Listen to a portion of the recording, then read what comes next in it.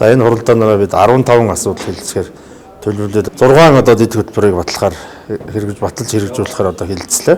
За үүнд нь аймгийн одоо залуу малчин тариаланч аймгийн дэд хөтөлбөрийг одоо саяхан баталлаа. За энэ хөтөлбөрийг хэрэгжүүлснээр залуу малчтыг, залуу тариаланчдыг за ажиллах механизм, урамшууллаар хангах, эрүүл мэндийн болон нийгмийн даатгалд хамруулах, малжуулах, за тэгээд цаашид одоо төр орон нутгийн одоо бодлого шийдвэртээ уялдуулах, ялангуяа одоо залуу малчтыг энэ мал аж ахуйн салбарт ажиллах ийм боломж олцоог хангах талаар нэлээд одоо бодлого шийдвэр тодорхойлсон хөтөлбөрийг саяхан баталлаа.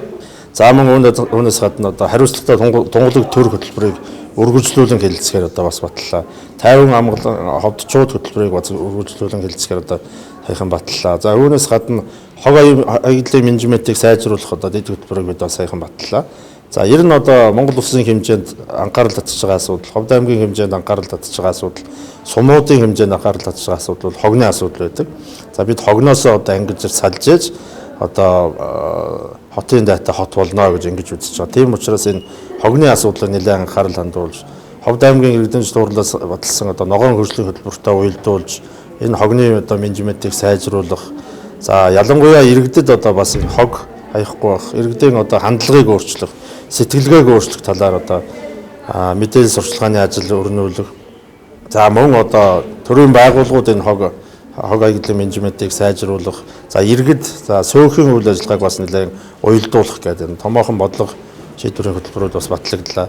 За мөн дээрээс нь иргэний одоо эрх зүйн боловсролыг дээшлүүлэх одоо хөтөлбөр гэх мэт одоо хөтөлбөрүүдийг баталж хэрэгжүүлээд байна. За үүнээс гадна орон нутгийн өмчийн одоо асуудлуудыг хэлэлцэн.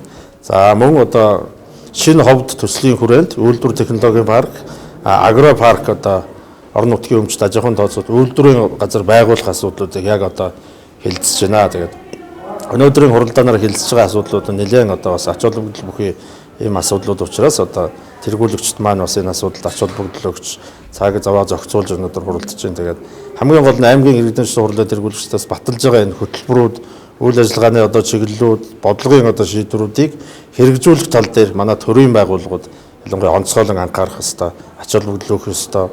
За мөн төрийн бус байгууллага, төсөл төрийн байгууллагууд бид нартай хамтарч ажиллах.